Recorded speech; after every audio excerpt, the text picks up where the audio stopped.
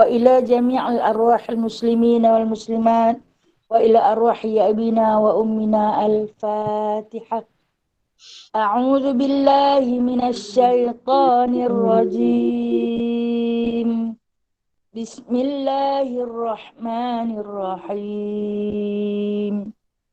الحمد لله رب العالمين الرحمن الرحيم مالك يوم الدين.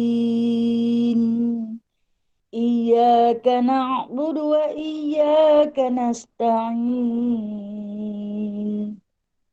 اهدنا الصراط المستقيم صراط الذين أنعمت عليهم غير المغضوب عليهم ولا الضالين.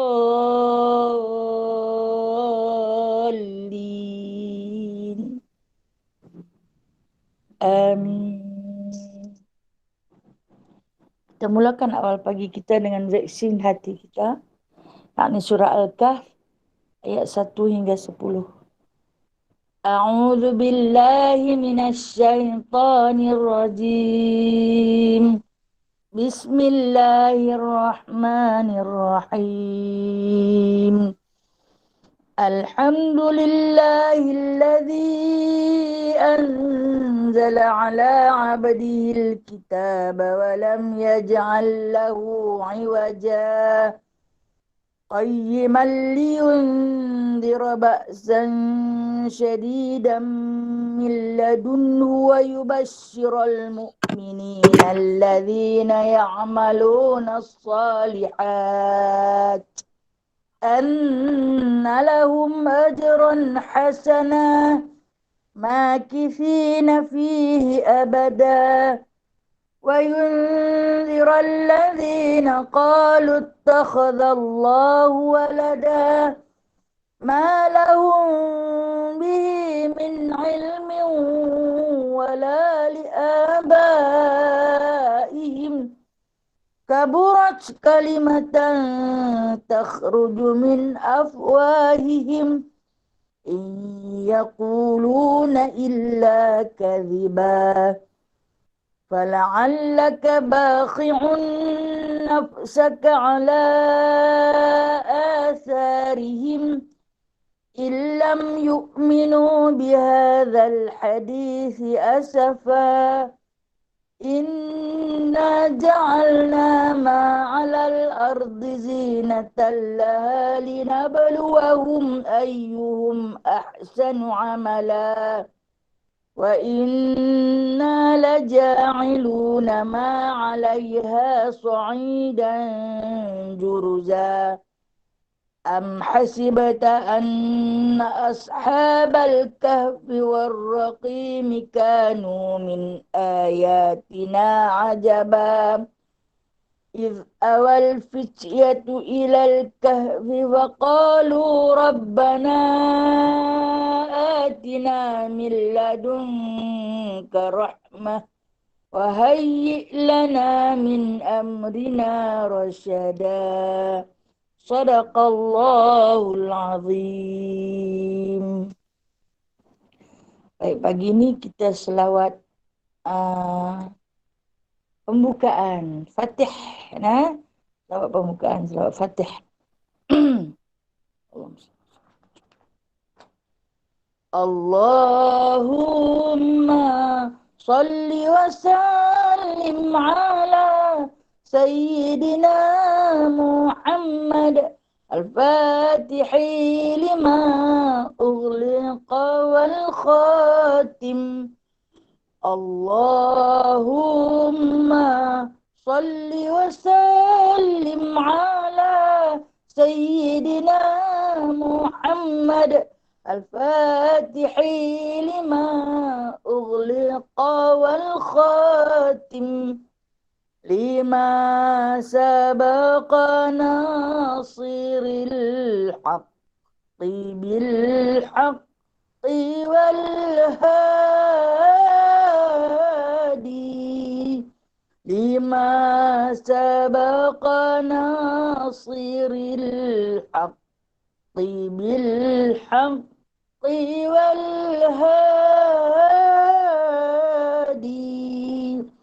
إلى صراطك المستقيم إلى صراطك المستقيم وعلى آله وصحبه حق قدره ومقداره العظيم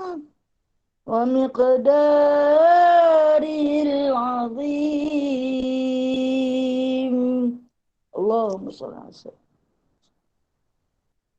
Bismillahirrahmanirrahim. Rabbi shrah li sadri wa yassir li amri wahlul 'uqdatam min lisani yafqahu qawli. Allahumma shalli ala sayyidina Muhammad wa ala ali sayyidina Muhammad. Rabbi yassir wa la tu'assir. Rabbi tamim bi khair ya karim. Subhanaka la ilma lana illa ma 'allamtana. Innaka antal alimul hakim. Innaka antas sami'ul alim. Innaka antat tawwabur rahim. Amma ba'du, ya ibadallah, sahabat-sahabat alamaya yang dirahmati Allah sekalian. Alhamdulillah, satu lafaz yang tertinggi kita rafakkan, kita panjatkan kepada Allah Ta'ala dengan setinggi-tinggi puji atas segala nikmat yang Allah Ta'ala curahkan kepada kita. Nikmat kesenangan, nikmat kesempitan, nikmat rasa, nikmat bau, nikmat kehidupan, nikmat pergerakan, segala-galanya milik Allah yang telah pun Allah Ta'ala hadiahkan kepada kita dengan tanpa harga. Kita gunakan segala nikmat ini dengan kita balas, cara kita membalas nikmat Allah Ta'ala ini, yakni dengan kita bersyukur. Syukur mempunyai lafaz Alhamdulillah. Syukur mempunyai niat di dalam hati. Segala niat kebaikan itu adalah syukur. Syukur mempunyai pergerakan, perbuatan, yakni segala perbuatan yang baik itu adalah syukur. Syukur itu terbahagi kepada 3. Syukur pada lafaz, yakni kalam, Alhamdulillah. Syukur pada hati, niat yang baik-baik. Syukur pada perbuatan, kelakuan ataupun tindakan yang baik, berkebajikan, itu adalah tanda hamba yang bersyukur. Sebab kita nak cari keridhaan Allah melalui sifat hamba yang bersyukur. Alhamdulillah, hari ini Allah Ta'ala temukan kita lagi di dalam satu ruangan yang terhad bagi kita, tapi amat luas bagi dunia. Bahkan kita boleh pergi merata-rata melalui alam maya. Nama pun alam maya begitu meluas. Hingga sampai kepada satu dunia kita boleh menjelajah melalui alam maya, hasil daripada ciptaan Allah Subhanahu wa Ta'ala dengan kebijaksanaan Allah Subhanahu wa Ta'ala mencampakkan kepandaian demi kepandaian kepada makhluk manusia, menghasilkan teknologi-teknologi yang semakin hari semakin canggih, dan untuk kita gunakan bersama-sama ke arah yang lebih manfaat. Alhamdulillah, dapat kita manfaatkan dia melalui corong-corong majlis ilmu. Dan hari ini dengan kesempatan yang Allah Ta'ala bagi kepada kita, kita akan sambung bacaan kita daripada tafsir surah Al-Fajr, yang mana hari ini kita akan masuk kepada ayat yang ke-15. Baik, kita baca dulu meraihkan ayat ini. Kita baca daripada ayat yang ke-15. A'udzu billahi minasyaitonir rajim. Fa'ammal insanu idza mabtalahu rabbuhu fa'akramahu wa na'amahu fayaqulu rabbi akraman. Wa amma idza mabtalahu faqadara 'alaihi rizqahu fayaqulu rabbi ahanan. Kalla bal la tukrimunal yatim ولا تحاضون على طعام المسكين وتأكلون التراث أكلا لما وتحبون المال حبا جما. Kita berhenti di situ dulu, nah. Kita berhenti pada ayat yang ke 20. Sebab kalau ada masa, kita sambung lagi sekali lagi, insyaAllah. Yang mana pada ayat yang ke-15, Allah Subhanahu wa Ta'ala berfirman, yang mana dia kata dia akan menggambarkan jiwa manusia bila iman tak ada. Ayat yang ke-15 dan 16 ni Allah Ta'ala fokuskan kepada keimanan jiwa manusia. Iman ni duduk di mana? Duduk di jiwa. Jiwa ni mana? Di hati. Di kalbu. Ataupun kita sebut sanubari. Itu dinamakan jiwa. Dalam jiwa kita itu terkandungnya iman. Ada jiwa yang tidak ada iman. Ada jiwa yang ada imannya sedikit. Ada jiwa yang langsung tidak ada iman. Dan ada jiwa yang kuat imannya. Dan kita ni adalah golongan yang disebut sebagai iman orang awam. Iman orang awam ni yang telah pun kita huraikan melalui kitab Jauhar, kadang bertambah, kadang kurang. Itu iman kita. Kadang-kadang lebih dan kadang-kadang kurang. Dia ada graf naik turun. Macam cuaca panas sejuk, mendung, hujan, ribut. Itu kita punya jiwa dipanggil sebagai jiwa orang awam. Bilalah gambarnya nak naik darjat kita ni, nak pergi jadi kepada martabat wali Allah. Duk jadi wali lagu ni saja di rumah, no? Okey. Yang mana di sini Allah Subhanahu wa Ta'ala mengatakan, maka adapun manusia itu fa'ammal insan, maka adapun manusia itu idza mabtalahu rabbuhu, apabila diberi ujian, mabtalah, diberi ujian, diberi cubaan, fa'akramahu wa na'amahu, iaitu dengan cara Allah Ta'ala memuliakan dia dan memberi nikmat yang melimpah ruah kepadanya.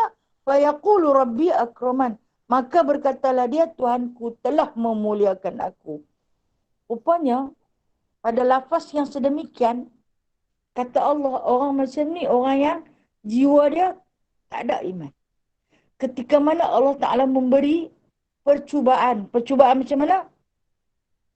Ujian yang Allah Ta'ala bagi, dia mendapat kemuliaan. Dia mendapat kekayaan. Dia mendapat kenikmatan. Dengan angkuhnya, dia berkata, fayaqulu, kata Allah Ta'ala, Rabbi akraman. Tengok, Tuhan aku telah memuliakan aku. Ya Allah lah yang memuliakan aku. Dia bagi aku kaya. Dia bagi aku senang lenang. Dengan penuh keangkuhan. Cara bercakap seseorang itu apabila dia mendapat ke satu-satu kedudukan, mendapat satu jawatan, satu kemuliaan dengan penuh keangkuhan. Tengok hasil daripada usaha aku, apa Allah Ta'ala bagi kat aku? Penuh angkuh. Bekerja macam orang lain juga, tapi aku dapat lebih. Jawatan tertinggi, tak payah susah payah. Nak kerja teruk-teruk. Aku memiliki jawatan tertinggi dengan imbuhan yang lumayan. Mai daripada mana? Tengok siapa bagi? Tuhan bagi dekat aku. Penuh keangkuhan. Ini juga kata Allah Subhanahu wa Ta'ala, ianya tidak ada iman dalam diri dia. Rupa-rupanya pada kesenangan yang kita miliki hari ini, pada kekayaan yang kita kecapi hari ini, itu adalah satu ujian. Kaya pun ujian, miskin pun ujian. Dan Allah Ta'ala sebut pada ayat yang ke-16, dua ayat ni memang bersangkut paut. Wa amma idza mabtalahu faqadara alaihi rizqahu fayaqulu rabbi ahanan. Dan apapun manusia juga, kata Allah Ta'ala, apabila diuji, diberi percubaan kepadanya dengan faqadara alaihi rizqahu, dengan dihadkan rezekinya. dihadkan, kadang-kadang cukup, kadang tak cukup, kadang-kadang cukup makan saja. Fa yaqulu rabbi anan. Dia nanti kata pula, Tuhan aku ni dah menghinakan aku. Tuhanku ini melupakan aku. Kenapa aku yang diuji? Kenapalah masalah ni bagi dekat aku? Kenapalah aku yang kena? Orang macam ni, ini lafaz kata Allah Subhanahu Wa Taala, orang yang tidak memiliki iman. Ha? Yang tak memiliki iman di dalam dadanya, di dalam jiwanya, dia akan kata, pasal apalah Allah Ta'ala bagi dekat aku macam ni. Mungkin Allah Ta'ala terlepas pandang bahawasanya aku ada di sudut dunia ni, maka tidak dikurniakan kepada aku rezeki yang melimpah ruah bagai sipolan bin sipolan, sipolan bin sipolan. Sementara yang si kaya akan kata, tengok, aku dapat macam ni, dapat macam ni, dapat macam ni. Itulah Allah Ta'ala sayang kat aku, dia muliakan aku lebih daripada orang yang miskin. Okey. Kalau kita tengok di antara lafaz pada ayat yang ke-15 dengan lafaz ayat yang ke-16. Walaupun berbeza dari segi cubaan, yang ke-15 diuji dengan kekayaan, penuh dengan kenikmatan. Yang ke-16 diuji dengan kefakiran, kemiskinan. Kedua-duanya adalah ujian. Kedua-duanya adalah daripada Allah Subhanahu Wa Taala. Allah Ta'ala bagi kepada kita sesuatu yang lebih, itu adalah ujian. Hang nak makan seorang-seorang ke? Hang nak belanja seorang-seorang ke? Ataupun hang nak pergi cari si fakir. Si fakir untuk kamu infakkan kepadanya. Ataupun kamu mungkin sembunyikan sendiri-sendiri. Kerana itu kamu kata, Tuhan aku dah bagi dekat aku. Kalaulah macam ni, nescaya si kafir juga akan kata, kan kafir, orang kafir banyak kaya, terutama di kalangan Yahudi, mereka lagi kaya-kaya. Mereka lagi lah selalu maki Rasulullah. Bahkan kadang-kadang mensyirikkan Allah Ta'ala, menduakan Allah Ta'ala, memaki para sahabat. Tapi betapa ramai di kalangan Yahudi yang kaya meliana.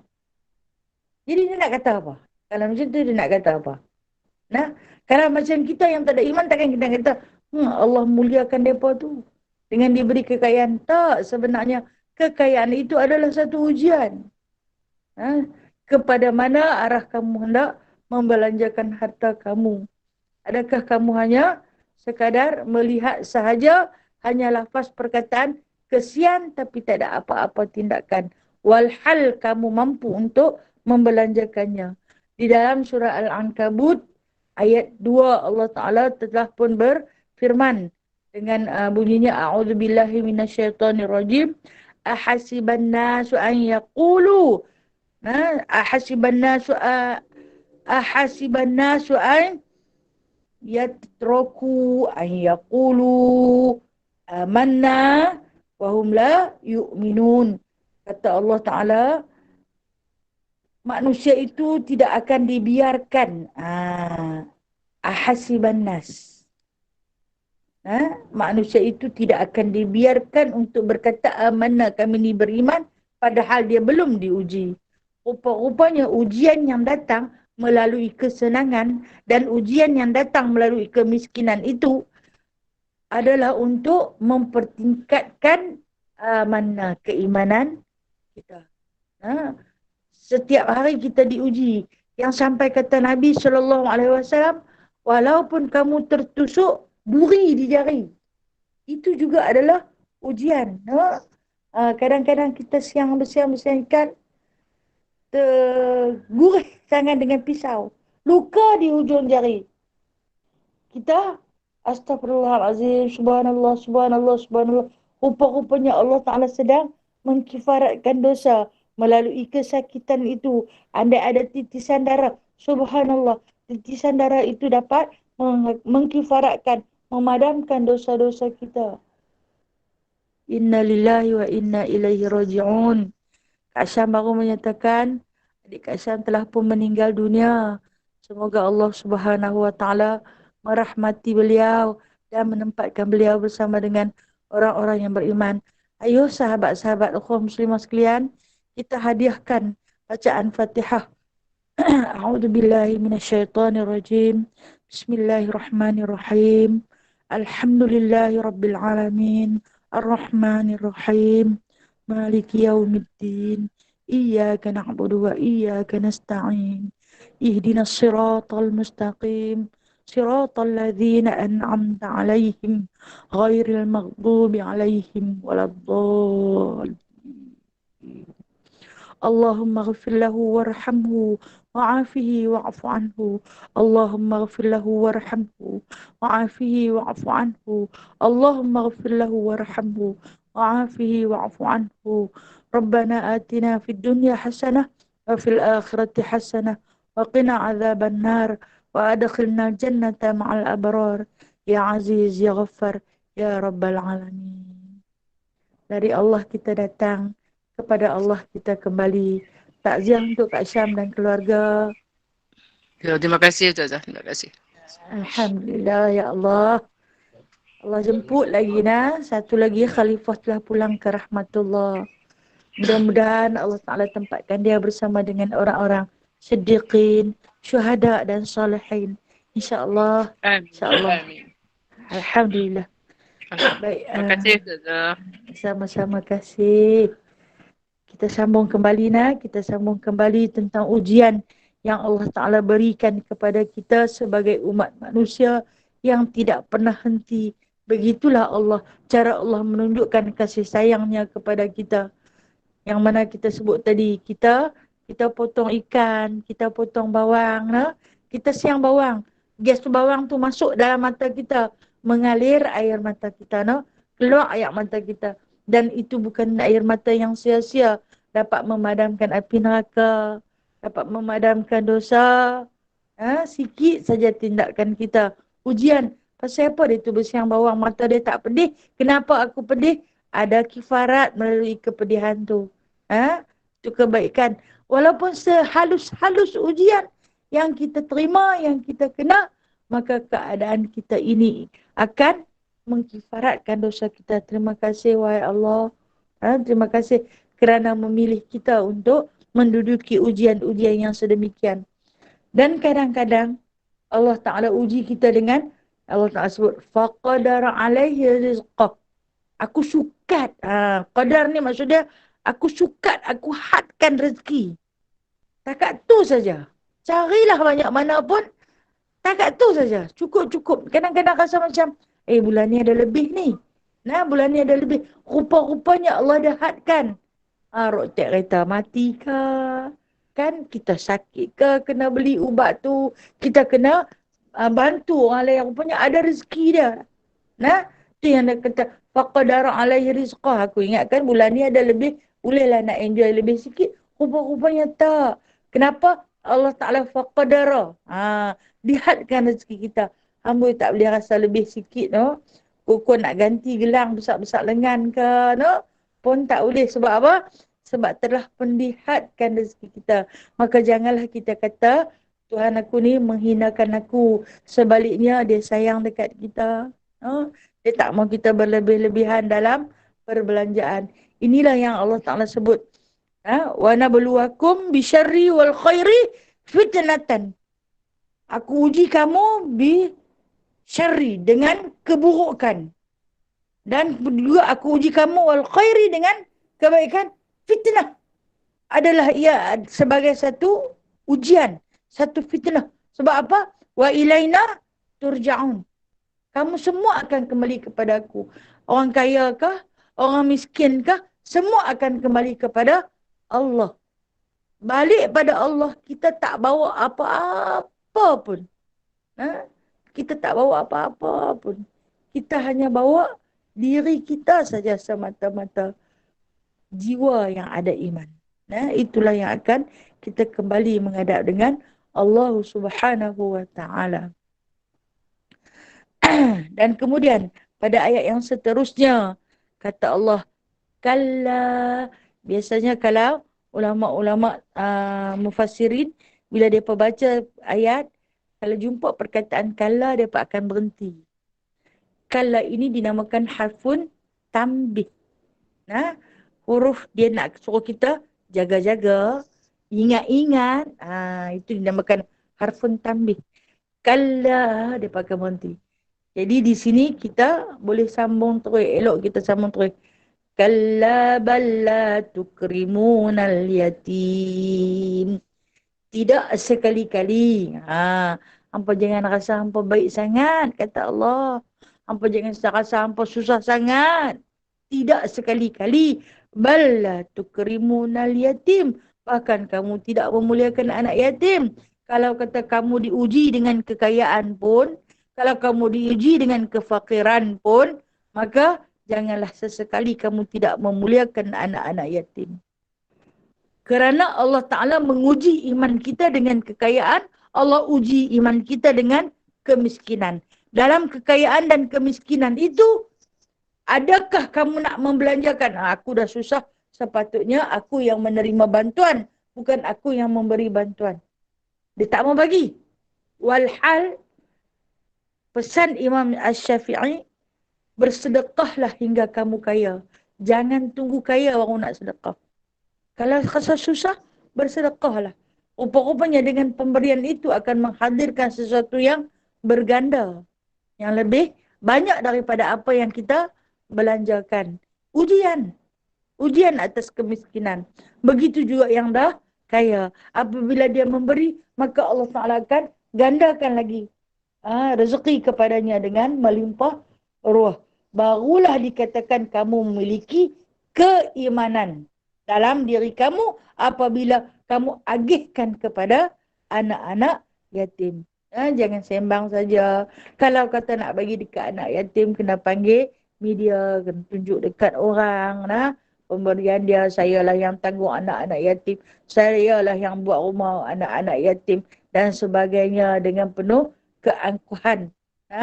Takabur, sombong dan sebagainya. Ini yang dimaksudkan oleh Allah Ta'ala. Tak, kamu belum lagi dimuliakan kerana kamu tak muliakan anak yatim. Muliakan anak yatim. Yatim yang macam mana ini? Yatim yang disebut mata abu, yang mati bapanya. Awal-awal yatim yang kita nak muliakan, muliakan yatim yang mati bapanya. Kenapa dimuliakan sangat anak yatim ini? Kerana Nabi SAW juga adalah anak yatim. Anak yatim yang kematian bapa, yang tu yang lebih aula daripada yang kematian ibu. Kerana yang kematian bapa, dia hilang punca pendapatan. Walaupun kemuliaan antara ayah dengan ibu, dia suruh taat kepada ibu 3 kali ganda melebihi daripada bapa. Tapi kalau kematian, yang mati ibu yang mati bapa lebih dimuliakan. Dan keadaan anak yatim itu yang belum akil baligh. Yang belum akil baligh. Kalau tera-tera kita ni bukan yatim dah. Dah tua dah. Maksudnya kalau dia akil baligh pun, kalau perempuan datang haidnya sebanyak berapa kali? 3 kali haid. Ianya disebut dah habis yatim dia. Kalau lelaki sampai umur dia 15 tahun, habis yatim dia. Dia bukan lagi anak-anak yatim. Anak yatim ini yang belum sampai umur dia akil baligh ataupun kedatangan haid bagi si perempuan. Bila lepas daripada tu, maka tidak dipanggil lagi sebagai anak yatim. Sebab tu kita boleh menyentuh walaupun anak tu lelaki. Sebab dia tak akil baligh lagi. Yang mana Nabi pernah berpesan, apabila kamu temui anak yatim, usaplah kepalanya. Kerana sebanyak bilangan rambut yang berada di atas kepalanya itu akan gugur dosa-dosa kecil kamu melalui usapan. Panggil dia tu kita lurut kepala dia. Yang mana kalau anak lelaki dilurut daripada belakang ke depan. Kalau anak yatim lelaki. Kalau yang perempuan dilurut daripada depan ke belakang. Jangan suruh dia buka tudung pula. Mai sini nak urut kepala. Kalau perempuan kita suruh buka tudung tak payah.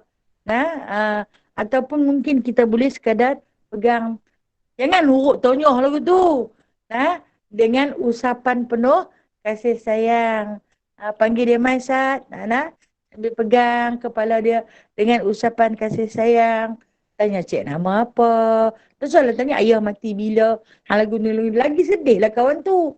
Nah, tanya dia dengan soalan yang mengembirakan dia. Umur berapa, sekolah mana. Bagi dia seronok. Nah, bagi dia seronok.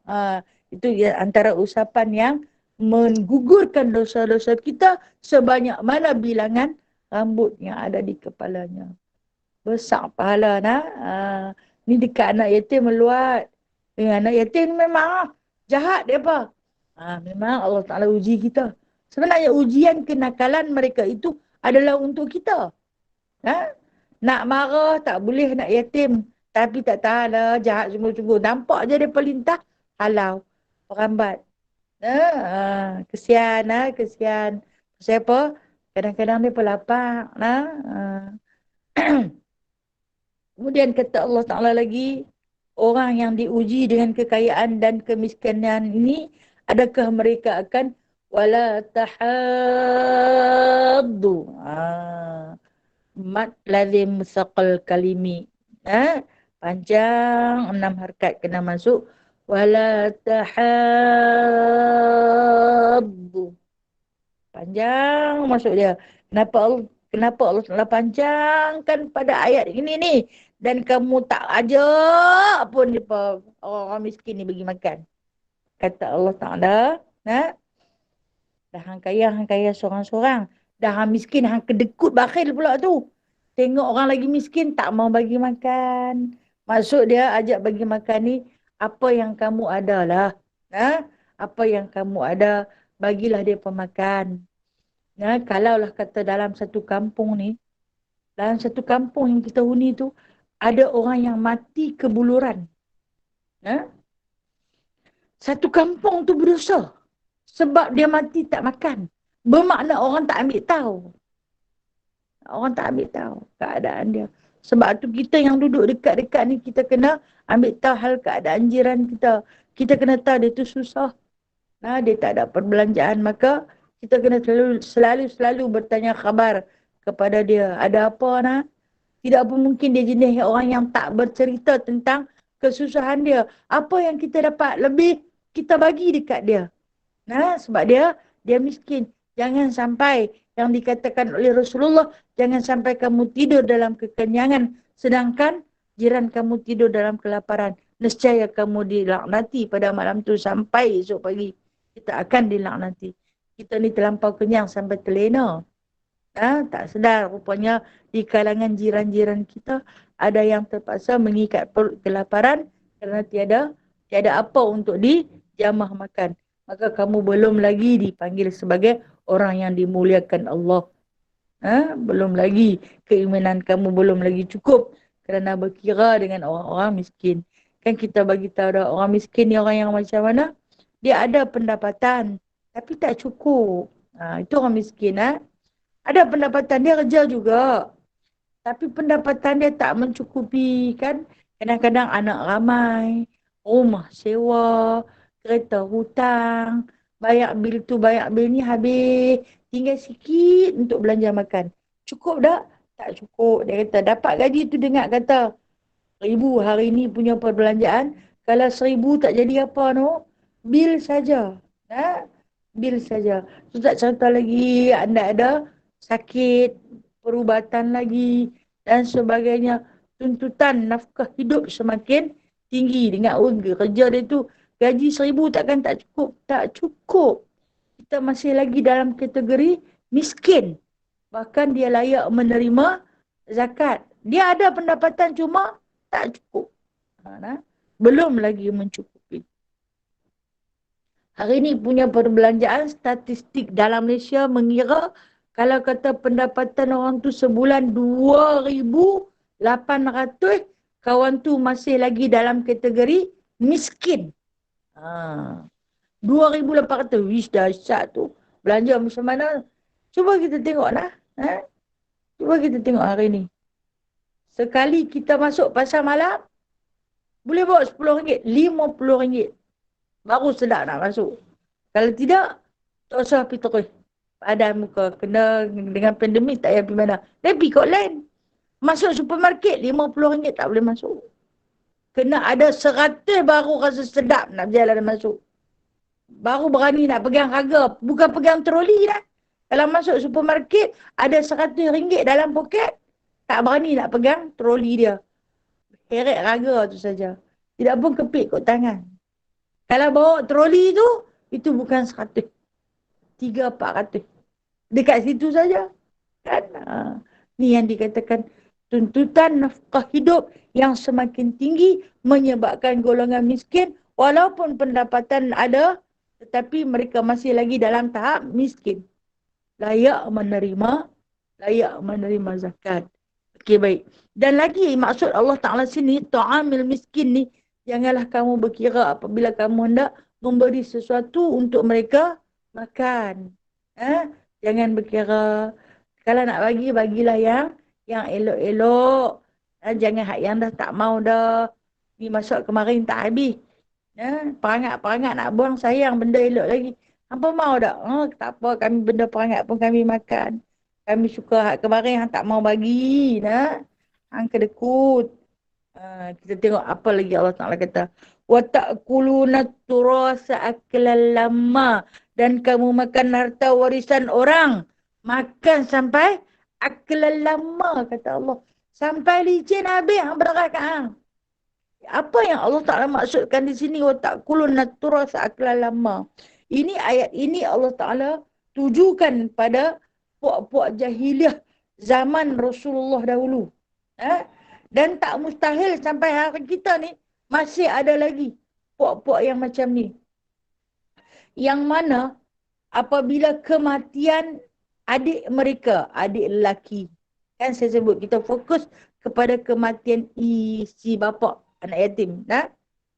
Waris akan mewarisi apa juga yang ada kepada adik mereka yang mati di zaman jahiliah. Termasuklah isteri pun mereka warisi.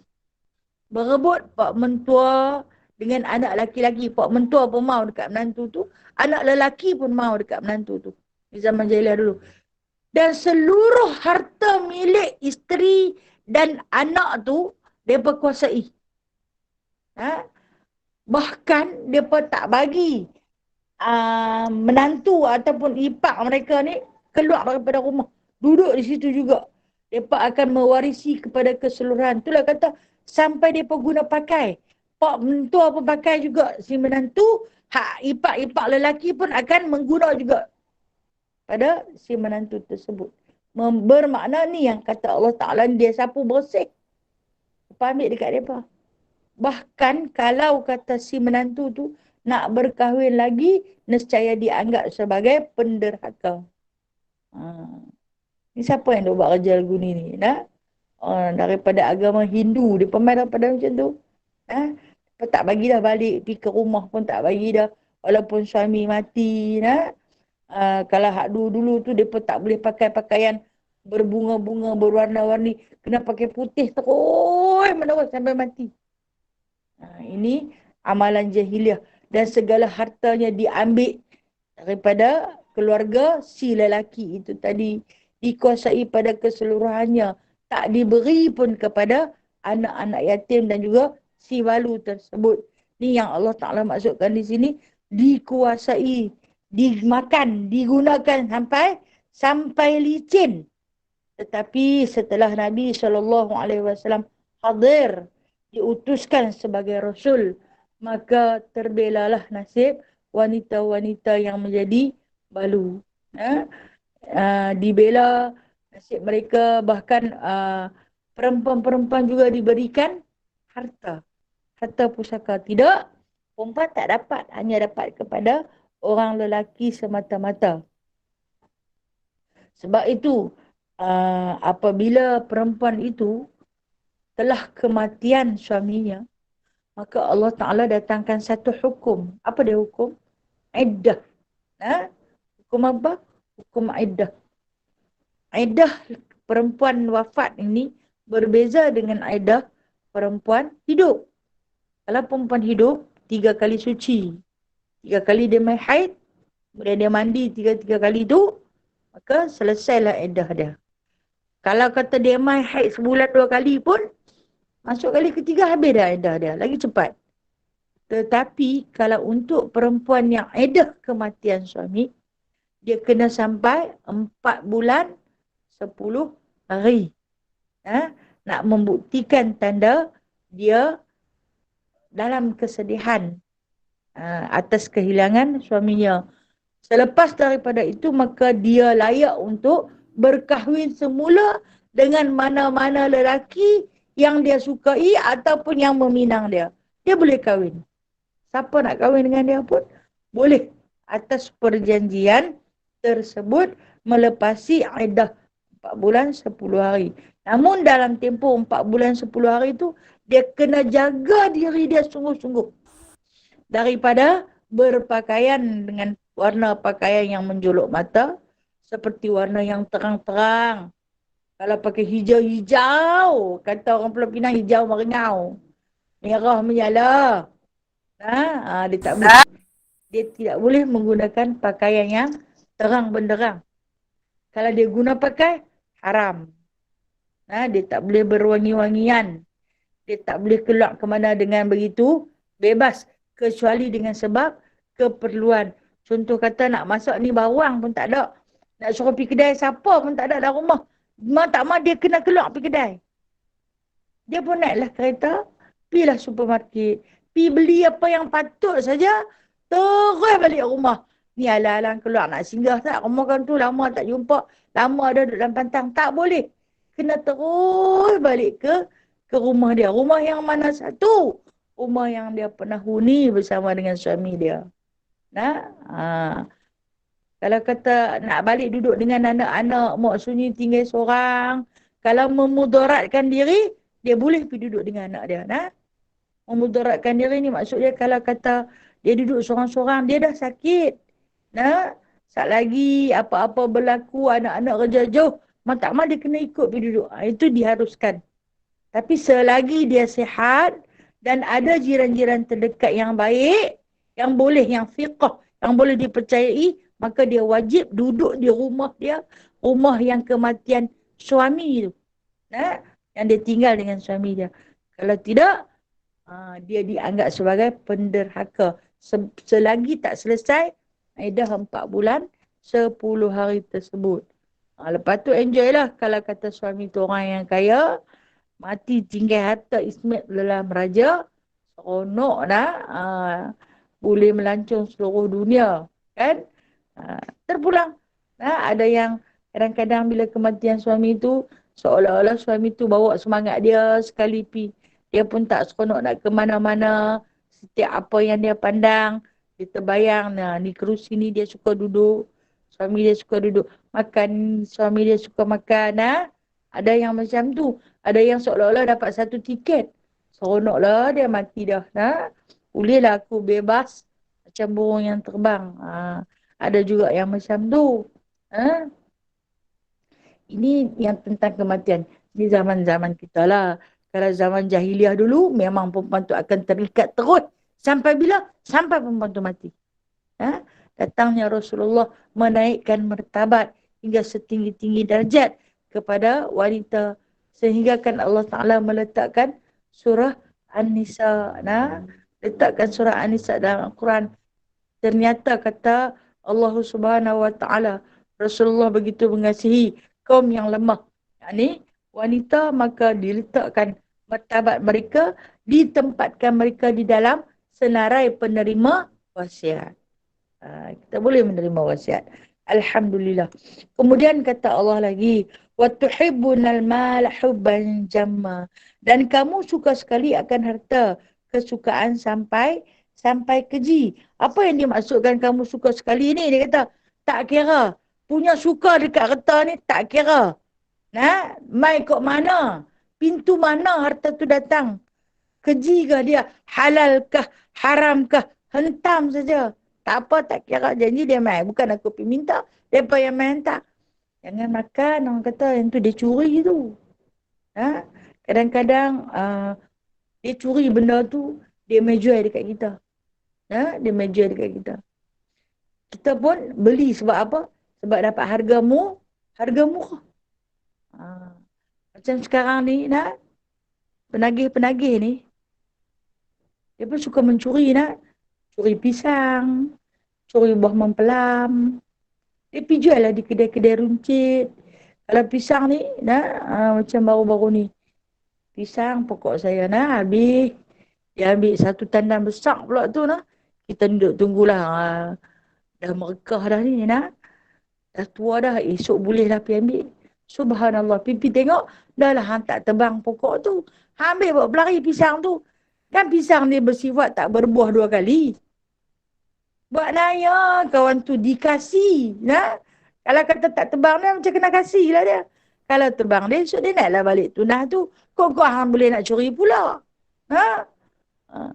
Jadi dah lah dia tebang pokok pisang tu, dia tinggal. Dia jual tak jauh pula tu. Nah? Dekat pula dia jual dekat orang yang tukang jual goreng pisang.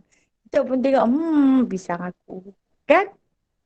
Hak yang si tukang beli tu pun, kena tengok orang yang tukang jual tu.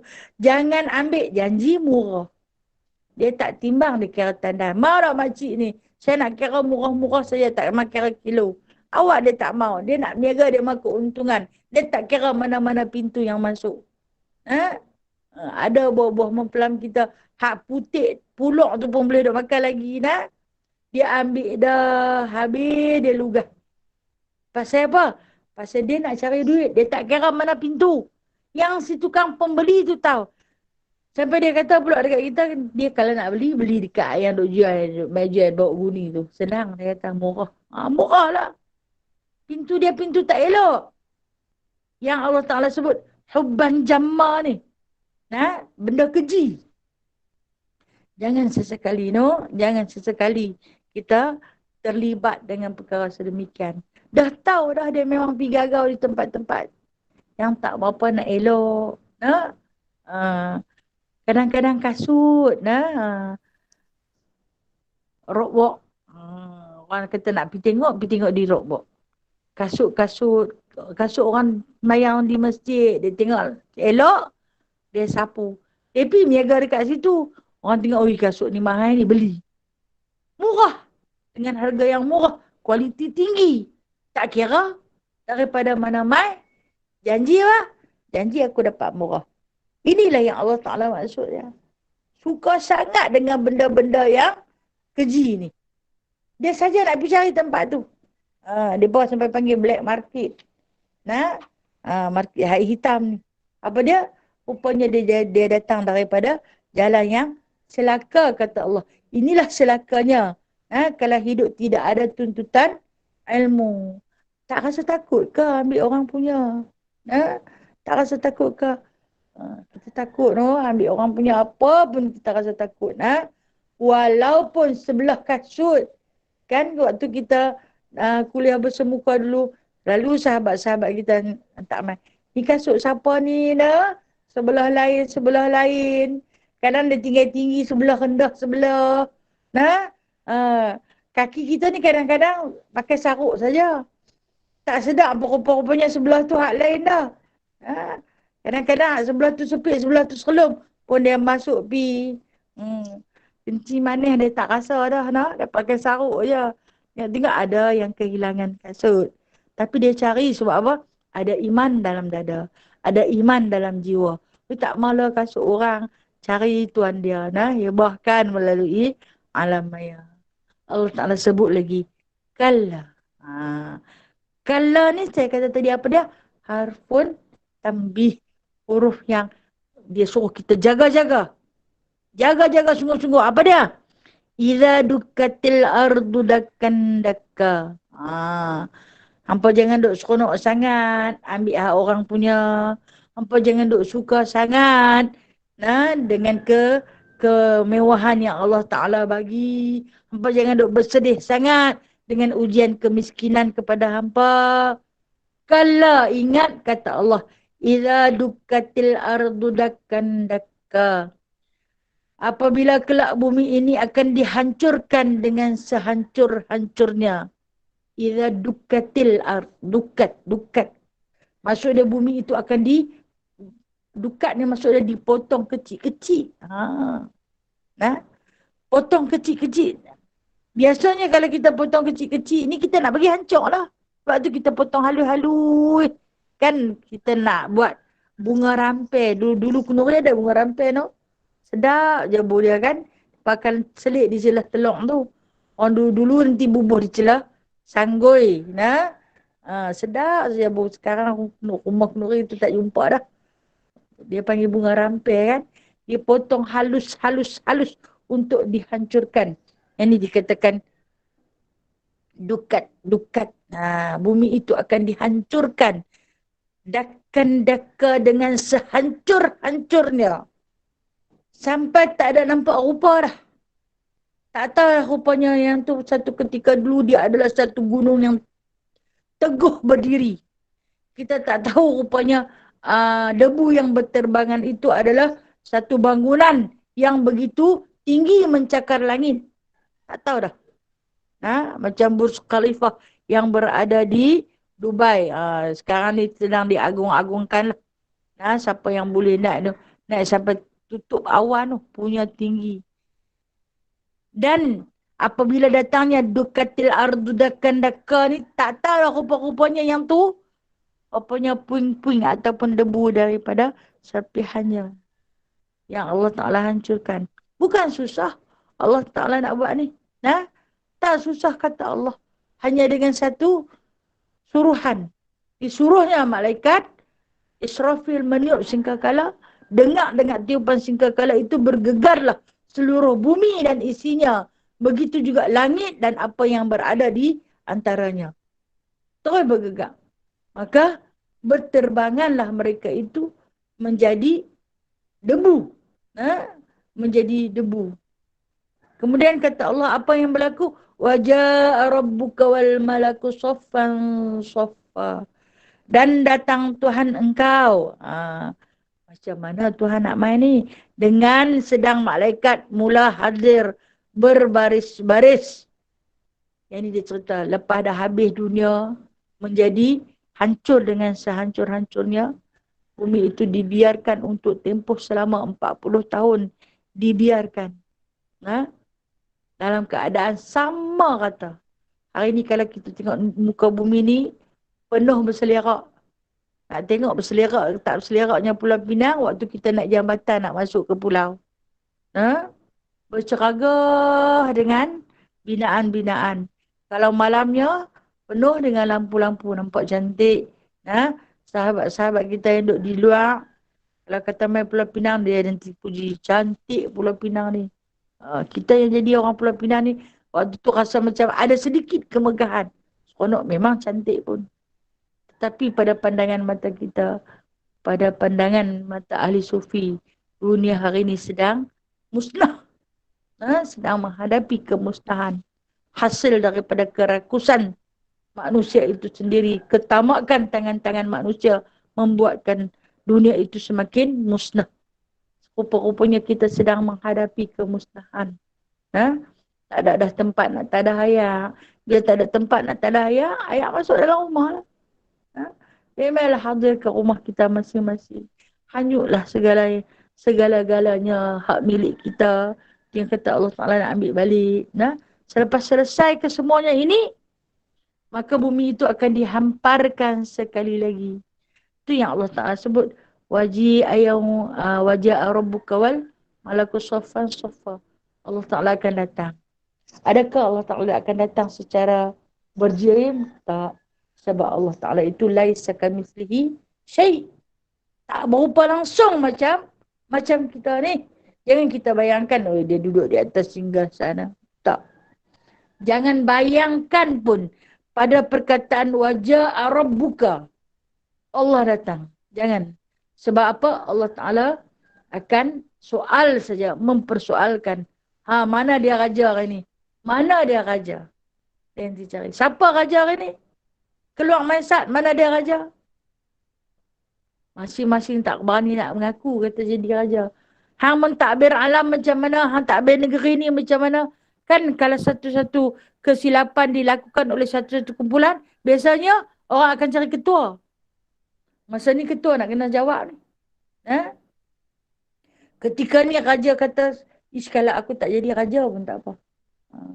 Jadi kita bersyukur dah, kita bukan raja. Sekurang-kurangnya aku tak payah memimpin rakyat yang begitu banyak. Kalau aku silap memimpin, aku zalim. Kalau aku zalim, jenuh nak jawab dengan Allah ni. Ha? Ini maksudnya. Apa yang didatangkan, dia cari. Lepas dia cari raja tu, mana ada raja, dia kata. Akulah raja hari ni. Bawa mai yang mana pemimpin-pemimpin. Berjawablah kamu. Ha? Hari ni, tak payahlah orang Muslimah duduk bertanding nak jadi wakil rakyat ke. Susah sebenarnya tau. Kalau kita jadi susah, kita akan dipersoalkan oleh Allah Ta'ala nanti. Hang buat apa dengan jawatan yang telah pun diberi? Kamu jadi ketua masyarakat. Hang buat apa? Apakah tindakan kepada sahabat-sahabat ataupun orang-orang yang fakir miskin? Jenuh kita nak jawab. Dan kemudian Allah Ta'ala tidak bersendirian. Sebaliknya ada bersama-sama malakus soffan soffa. Malaikat yang akan datang secara soffan soffa. Apa maksud? Bersof-sof. Punya ramailah malaikat. Sebanyak mana bilangan malaikat itu? Kalau dihitung sebanyak bilangan pasir di pantai, buih di laut, banyak lagi bilangan malaikat. Ramai malaikat ni. Akan datang secara bersof-sof. Nak buat apa ni? Pada hari perhitungan. Ataupun kita panggil Yaumul Hisab. Hari perhitungan. Hari pembalasan. Hari akan ditimbangkan amalan-amalan kita. Hari akan dihasyar. Dihimpunkan seluruh manusia. Hari perbicaraan. Hadir para malaikat itu bersof-sof. Mendengar. Dibacakan pertuduhan ke atas kita. Melihat azab yang sedang kita lalui. Malu pada para malaikat. Mereka mengenali tambah raqib dan atid. Cukup kenal kita kan. Sentiasa mencatat amalan kita. Amalan baik dan amalan buruk. Sentiasa dicatat oleh mereka. Dalam tulisan yang berbagai jenis. Kata atid, aku kenal sangat kau ni. Sampai tak larat tulis punya banyak dosa dia. Kata raqib, aku kenal kawan ni. Tak ada kebaikan yang dia buat. Raqib dan atid mengenali kita melalui catatan amalan kita. Yang katakan malaikat akan datang kepada kita bersof-sof dengan jumlah yang begitu ramai. Pernah turun mereka itu ke dunia pada malam Lailatul Qadar. Aku tak jumpa dia pun bangkit bersujud. Aku tak nampak pun walaupun bulan Ramadan dia bangkit bersahur. Dalam tempoh bersahur itu dia ambil kesempatan untuk tahajud walaupun 2 rakaat. Dia tak ambil pun, dia bangkit makan, dia pergi tidur balik. Itu saja kesempatan yang dia ambil. Sekurang-kurangnya lafazlah istighfar. Mengisi waktu sahur kamu. Sebab dalam waktu sahur itu adalah waktu yang paling mustajab doanya. Dia tak rebut pun nak ambil. Kami pernah turun secara bersof-sof. Ini Allah Ta'ala sebut pada malam Lailatul Qadar, malaikat itu akan turun secara bersof-sof. Di muka bumi ini dia 2 kali turun. Sekali pada hari kewafatan baginda sallallahu alaihi wasallam, sekali lagi pada malam Lailatul Qadar. Mereka akan turun secara bersof-sof, berjabat tangan, menjadi tetamu di rumah-rumah yang mana ada orang menghidupkan malamnya. Ini dengan bertahajud dan sebagainya. InsyaAllah. Mudah-mudahan kita tergolong di antara orang yang menghidupkan malam. Walaupun di hujung-hujung malam dapat buat 2 rakaat saja pun jadilah. Kalaulah kata terjaga hujung-hujung waktu, dah dekat-dekat nak subuh, apa yang nak sempat buat ni, sekurang-kurangnya tahajud 2 rakaat pun memadai. Daripada tak buat apa terus. Tak dan. Memadailah dengan lafaz la ilaha illallah wahdahu la syarikalah lahul mulku wa lahul hamdu yuhyi wa yumitu wa huwa ala kulli syai'in qadir. Memadailah dengan lafaz itu. Jadi insya-Allah taala kalau kata terjaga tengah malam, nak bangkit sakit, tak larat, tak boleh nak bangkit. Ambillah zikir tu. Nescaya akan diampuni dosa-dosa kita walau sebesar langit dan bumi. Wallahu a'lam. InsyaAllah kita akan sambung minggu depan ayat yang ke-23 nah. InsyaAllah ta'ala. Wallahu a'lam. Ada soalan nak tanya tak?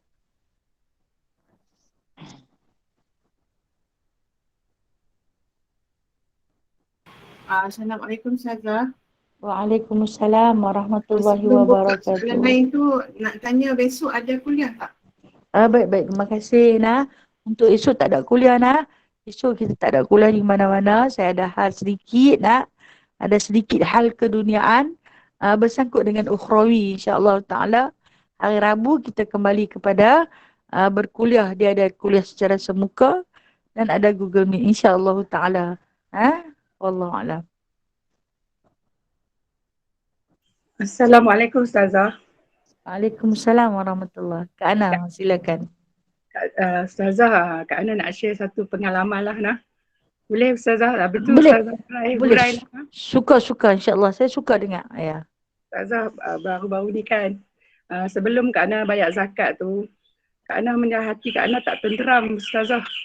Lepas tu bila Kak Ana dah bayar, jiwa rasa tenang, setenang-tenangnya ya. Adakah zakat ini bagi jiwa kita tenang dan hidup tenang lah Ustazah. Terima kasih Ustazah. Tolong huraikan. Okey, baik. Sama-sama kasih. Pertama-tama sekali Kak Ana, segala apa yang Allah Ta'ala fardukan bukan dengan sia-sia, bukan dengan sengaja. Anda dalam hati kita ada kegelisahan, adalah sesuatu yang Allah Ta'ala sedang menegur dengan kasih sayang. Rasa macam tak seronok, ada kerja yang tak selesai, ada perkara yang belum aku sempurnakan.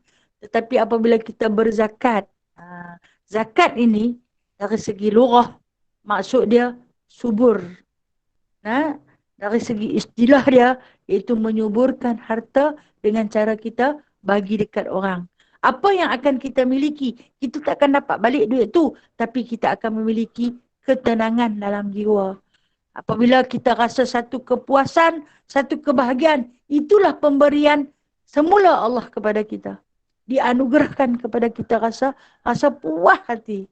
Rasa seronok apabila kita dapat membahagiakan orang lain.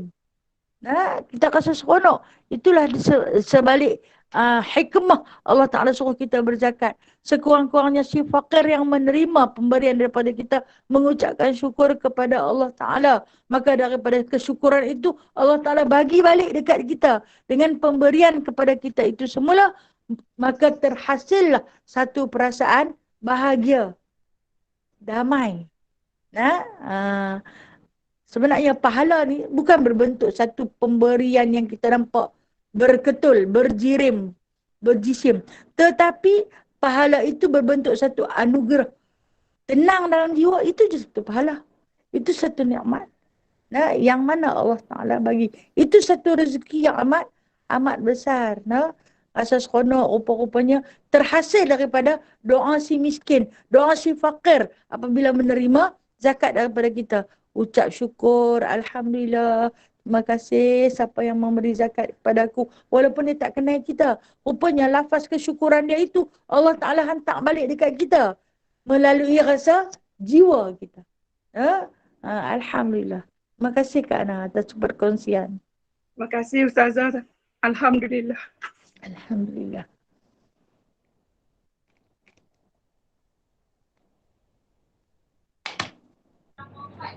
Assalamualaikum Ustazah. Waalaikumsalam warahmatullahi ya Kak Zura. Apa khabar? Lama tak tengok. Alhamdulillah. Alhamdulillah. Ustazah, macam mak saya kan memang dalam edah kan. Dia perlu pergi ke dialisis. Lepas tu sekarang ni dia tak ada baju yang berwarna gelap, tak banyak. Jadi tak apa ke kalau saya buatkan baju untuk dia yang macam nakkan dia tu pakai warna yang sesuai lah kan dengan dalam tempoh edah dia tu kan. Boleh ke tidak sebab macam berbaju baru kan, macam tak sesuai kan. Itu soalan saya. Lepas tu saya nak tanya, macam kita solat sunat rawatib, kita nak baca doa macam subuh memang ada doa dia kan. Solat sunat fajar kan. Macam solat yang lain tu boleh ke kita guna, ada ke doa yang macam ada doa khusus dia macam yang subuh tu, ataupun kalau gunakan yang solat subuh tu, solat sunat fajar tu punya doa masa setiap solat yang kita buat tu. Itu je Ustazah. Terima kasih. Okey, baik, sama-sama.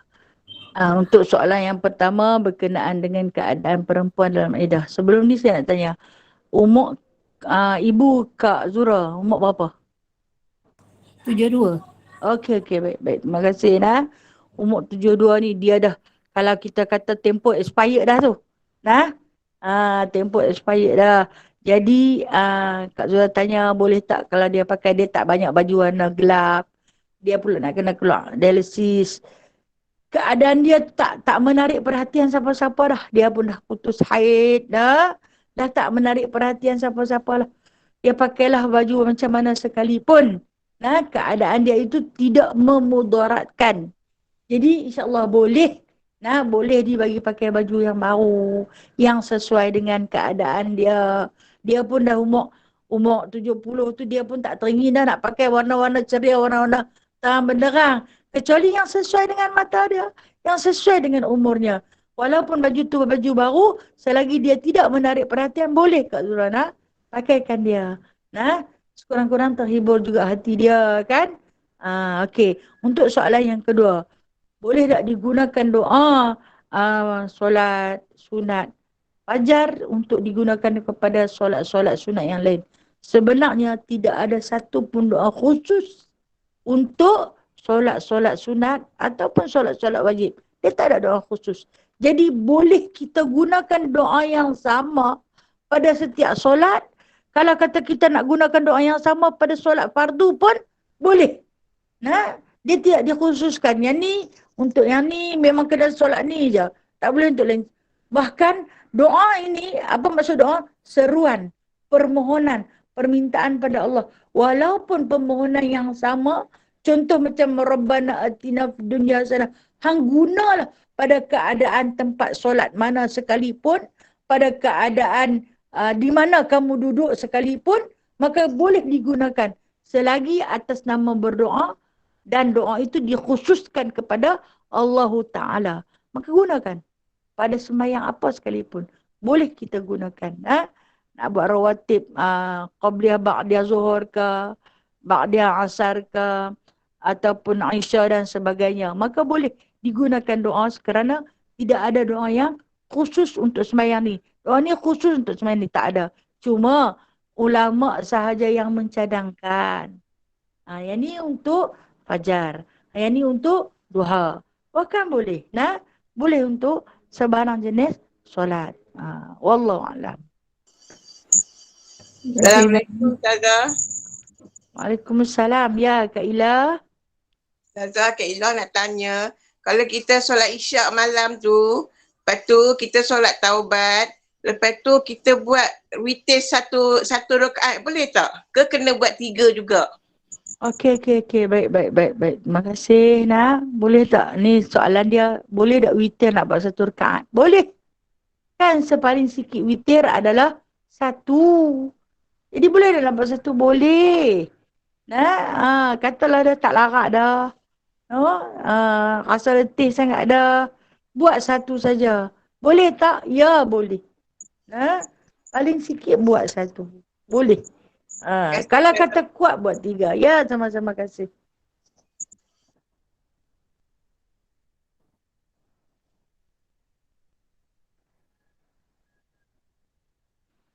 Assalamualaikum Ustazah. Waalaikumsalam. Ya Kak Syima. Kak Syima nak tanya, katalah macam lepas kita solat maghrib kan, dia memang ada sunat-sunat macam sunat awabin apa semua kan. Jadi masa tu juga kita juga nak buat solat qada. Jadi kita buat yang mana dulu Ustazah? Yang awabin dulu kah? Yang kita buat qada dulu kah? Okey, yang ni nak tanya yang mana lagi afdal lah. Ya. Lebih afdal buat qada. Okey. Lebih afdal kita qada dulu solat kita. baru kita iringi dengan sunat-sunat yang lain. Itu paling afdal. Terima kasih Ustazah. Ya, sama. Satu lagi Ustazah, tak semua dapat apa tu orang kirim soalan lah.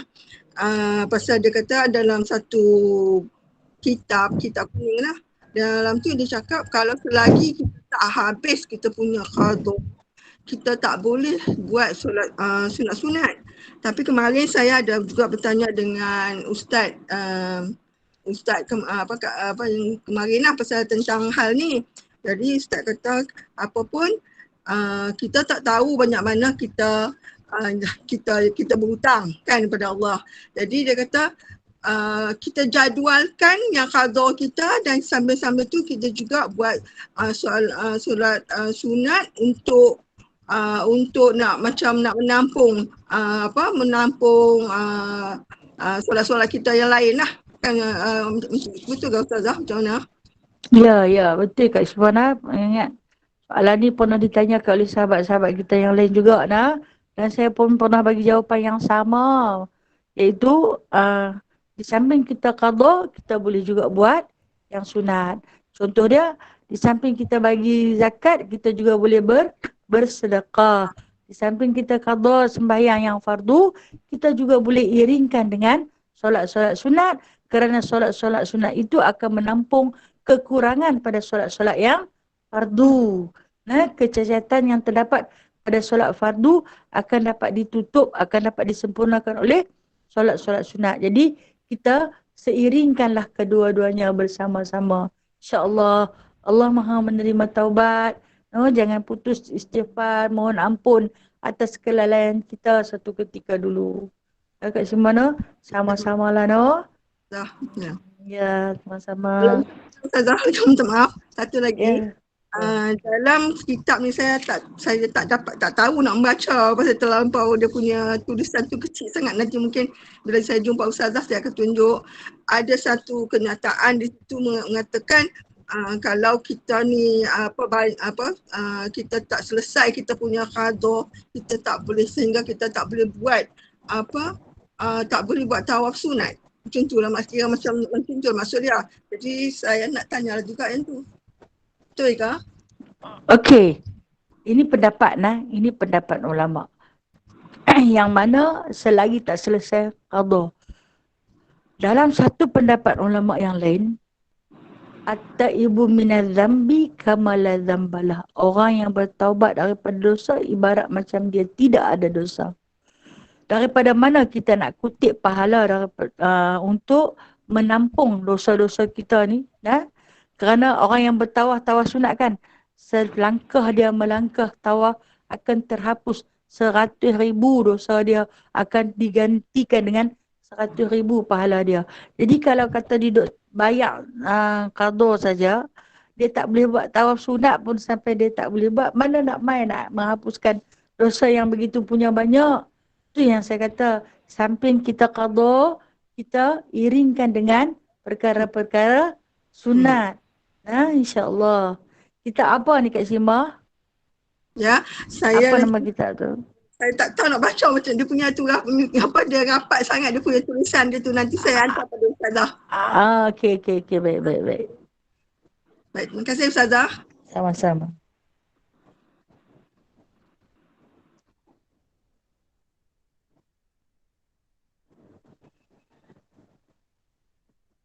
Okey. Apa Raka? Kata ada apa, saya sudah dulu Saya mohon ampun dan maaf. Yang baik itu datangnya daripada Allah. Yang lemah, yang kurang itu adalah daripada kecuaian dan kekurangan diri saya sendiri. A'udzubillahi minasyaitonirrajim. Bismillahirrahmanirrahim. Alhamdulillahi rabbil alamin. Hamdan katsira. Hamdan yuwafi ni'amahu wa yukafi'u mazidah. Ya Rabbana lakal hamdu. Kama yanbaghi li jalali wajhikal karim. Wa azimi sultanik. Allahumma aftah alaina futuhal arifin bihikmatik. Wanshur alaina rahmatak. Wa zakirna ma nasina. Ya dzal jalali wal ikram. Allahumma zidna ilman nafi'a. Wa fahman wasi'a.